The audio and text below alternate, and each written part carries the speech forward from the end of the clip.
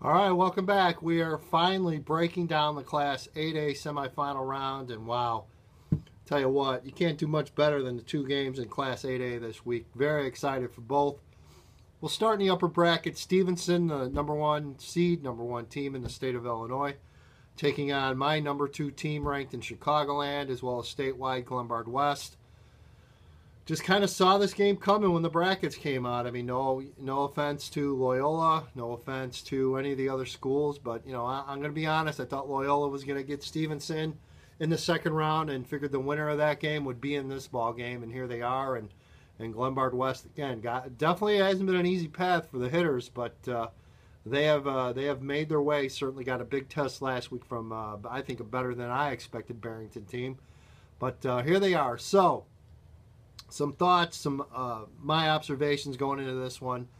If I'm Glenbard West, I'm a little concerned, and the reason I say that is because, number one, Sam Brodner's been just spectacular this year. He's been a big part of your offense, and that's a good thing. I think what I'm a bit concerned about here with the hitters is I'm seeing a lot of Brodner in running game and not much else. Not seeing a whole lot of passing game out of the Hilltopper offense here, and to me that's a concern. So again, we'll refer back to weather conditions at this time of the year.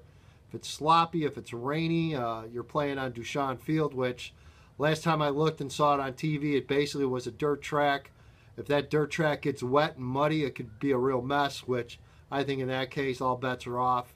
You've got to go with Glenbard West in those conditions. On the flip side, if it's dry, like hopefully calm, like we had last weekend, yeah, it was cold, but we didn't have the high winds. So if that's the case, then I think you got to go with Stevenson. I think Stevenson can present some problems offensively against the hitters' defense. We know how good the hitters' defense is, but I found it interesting what they had trouble with last week was a scrambling Johnny Davidson as well as the deep ball, and those are two things I think Stevenson can do really well with Willie Bourbon.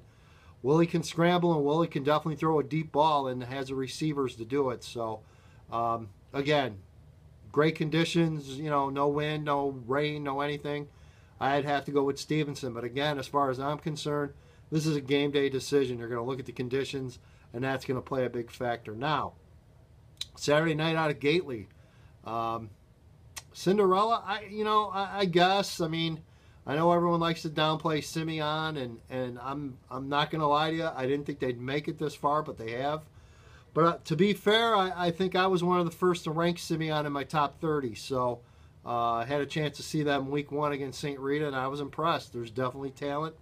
What has impressed me about Simeon in the postseason, very physical, playing very physical football, and really playing strong, solid football in all phases. Okay, I'll take that back. The punting game's been an adventure, but a couple of good bounces here or there for Simeon. They've been able to convert those potential turnovers into positives. And if you're going to win a state title, there's definitely luck involved. And, besides being very good, Simeon's had a few breaks along the way. Good for Simeon. Now, they're playing against a Homewood-Flossmoor team that I've said for the last couple of years, one of these days, sooner rather than later, the Vikings are going to win a state title. They have an explosive offense, a great all-underclassmen backfield, speed all over the field. Now, the concern for me with HF is the defense, like it has been all year. Which defense is going to show at Gately at 7:15 on Saturday? I don't know. Simeon, if they continue to play as solid as they have, I think they have a great chance of pulling this off.